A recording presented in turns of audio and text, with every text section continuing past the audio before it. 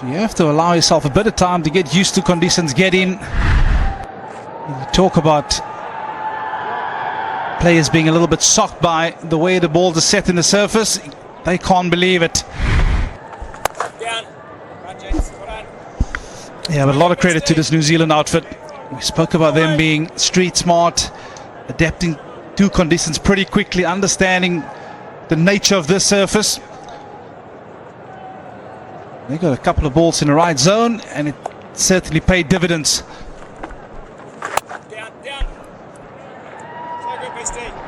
A good start after the drinks break. 2 off, 63 for 3. Coke उठाओ scan करो code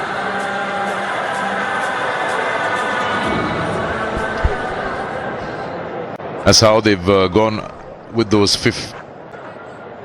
Every time you lose them in pairs, you're in trouble. Captain now brings himself into the attack. Man who's going to be a key with the ball throughout the Champions Trophy and of course has been in this tournament, the Tri-Nation. Yeah, and I think you'll actually enjoy bowling from this end, because on the far end there's a barren patch which might aid in his favour. A couple keeping low, a couple turning.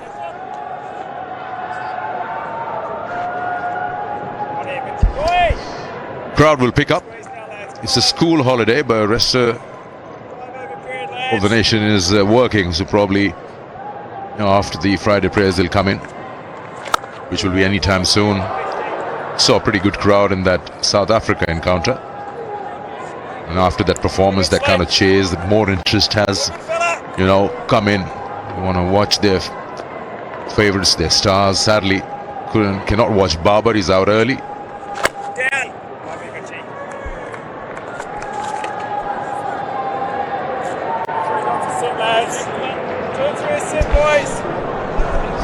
Now, I was just going to bring something to you. We were talking about it in our pre-show. Since you weren't there, you were busy doing the pitch. About the bowling units of these three countries who participate in the Tri-Nation, and the other nations that will be participating in the Champions Trophy. We'll be having a close look at how the bowling units have been put under the pump. 300 is just a norm. And keeping that in mind, that yes, you will be hit away for 300 by almost all the countries. How do you actually keep your focus on, and what kind of preparations can you do as a fast bowler or a spinner?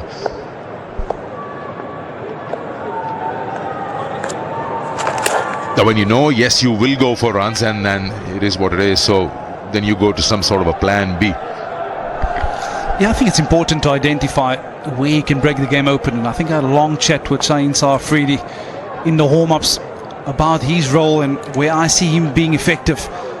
For me, it's that new ball for him. If you can strike in that power play, if you can knock teams over 3 down early, that's how you put the pressure onto the opposition. Again, you need to have your options available to you when you come and bowl against in-batters as well in that middle periods. And also the back end, it's important to understand the various different conditions that you're going to be up against. Gaddafi Stadium compared to Karachi are vastly different. I'm pretty sure all these teams will go away and do their homework. At the end of 16, 65 for 3. Coke उठाओ scan करो code के साथ details WhatsApp करो और conditions out here are better friendly, and you want to make sure that you control the extent of the damage. Skill set is going to be important. Team speak, I do feel that you want to have express pace available at your disposal as a captain. And then you want to have some wonderful change-up bowlers. I don't think conditions are ever going to be in favour of bowlers throughout this tournament, so it's going to be a challenge, and if you can break the game open in a particular spell, you have to do it right there and then.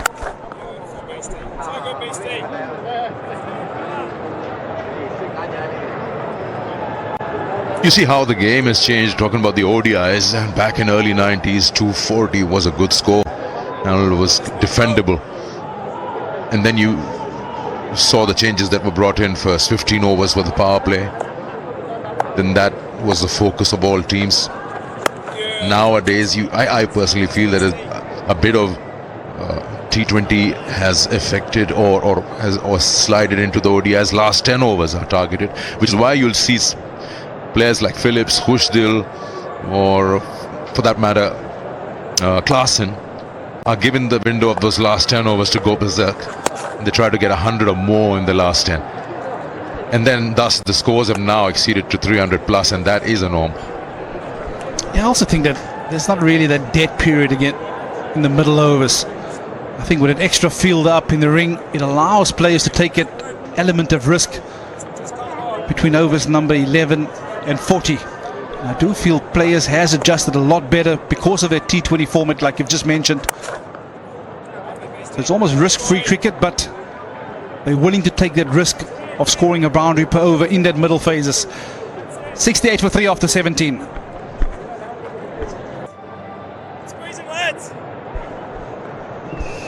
Yeah, I just think on your point of the scores being a lot higher, remember they're playing with 2 new balls.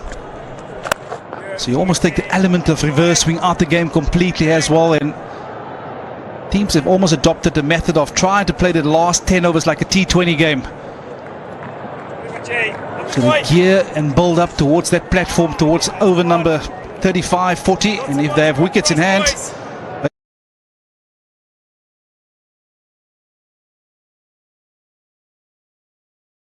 they know what they can do and achieve in a T20 game. The ball isn't that much older. It's still very hard towards the back end. The whole approach has changed. Back in the next 20, and that was your score.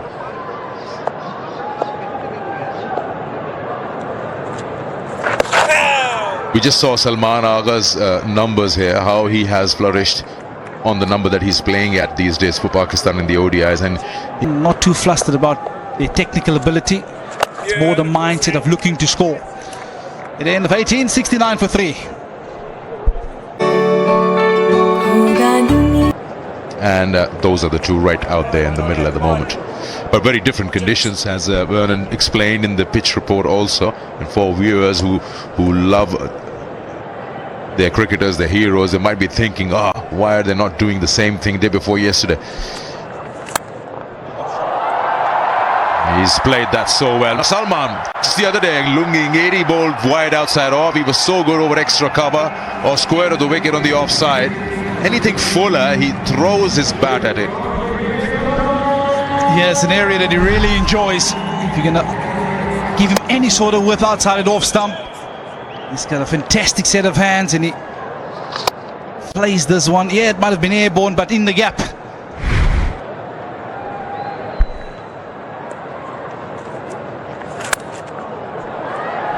And I suppose that's often the danger when you've had a game like you've had 2 nights ago, a high-scoring event, and all of a sudden you feel that you need to come out today and put the foot on the accelerator from the get-go, having not summed up conditions.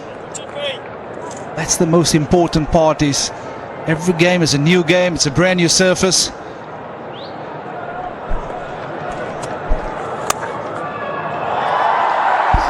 Runs here, this time he beats the fielder. Come back for 2. Again, after assessing how the surface is playing, they'll probably have a target in mind. What kind of score is the safe zone? After assessing the opposition, we'll come back. More on that. 19 gone, 76 for 3.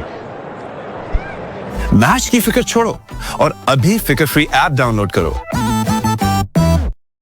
Coke उठाओ, scan करो, code के साथ details WhatsApp करो और free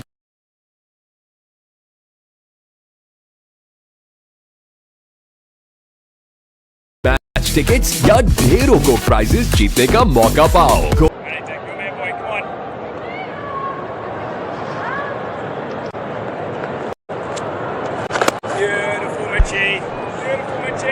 Yeah, I think on your point on what's a good score, very often when you're chasing, the equation is on the scoreboard for you, so you have to go at a certain rate. The difficulty of setting a score is you're not quite sure what's going to be a good score, so this middle overs are going to prove to be tricky. Yeah, you can say to yourself you want to be going at 5s, but how do you go about scoring 5 and over on this surface? Whereas the other night the ball was coming on quite nicely, and it all risk-free cricket quite easily. You'd get to that number of 5, 6 and over. Today, you might have to be a little bit more innovative, take a few more risks, which might bring a wicket or two and alter your plans.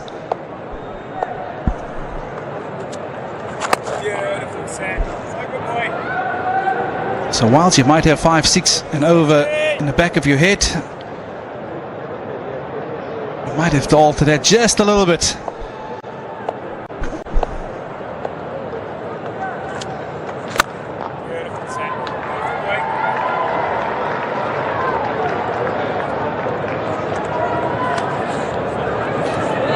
You do the cricket, I'll do the food. KFC flip the bucket challenge.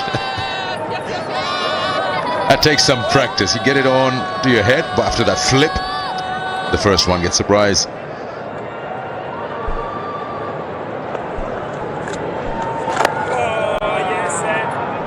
Yeah, this is brilliant bowling from Mitchell Sadner. This is varying his pace quite nicely. This is going to be the difficult period for both these teams. In the middle overs with the spinners on, there's absolutely no pace to work with off the surface. Another excellent over for New Zealand. 2 off, 78 for 3. Bowlers. So there is no way that they would like to expose those two until the 40th. Allow them to express themselves in the last 10. The fact that we've been discussing, if you get your finishes there. He was padded up for the longest time in the previous game as well. Down the wicket, giving charge, but he'll find the fielder there. Just a single. Yeah, somewhere you'll have to probably go for that calculated risk, a boundary, just to keep yourself in that zone of 280.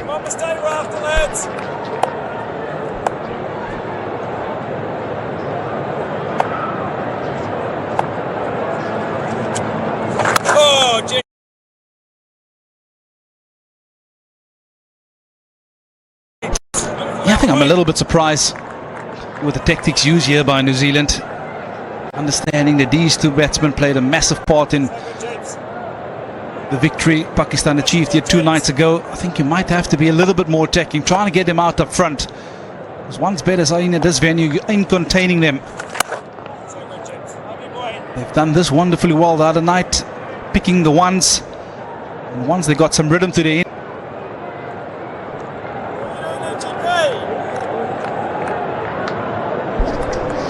Speaking of tactics, I like the fact where Rizwan won the toss and he decided to bat. Not only they put themselves in a place where they just want to check if they can put up a good total.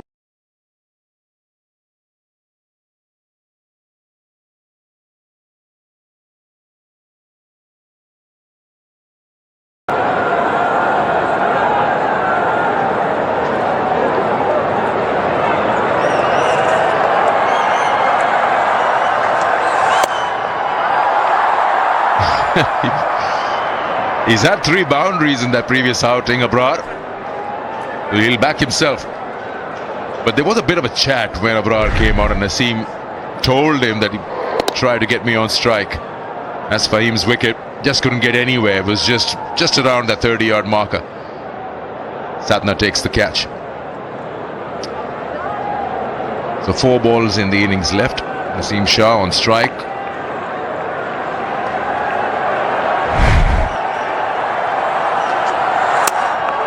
Oh, again, it's high. He'll be safe. Surely no. Sadner is everywhere. Bracewell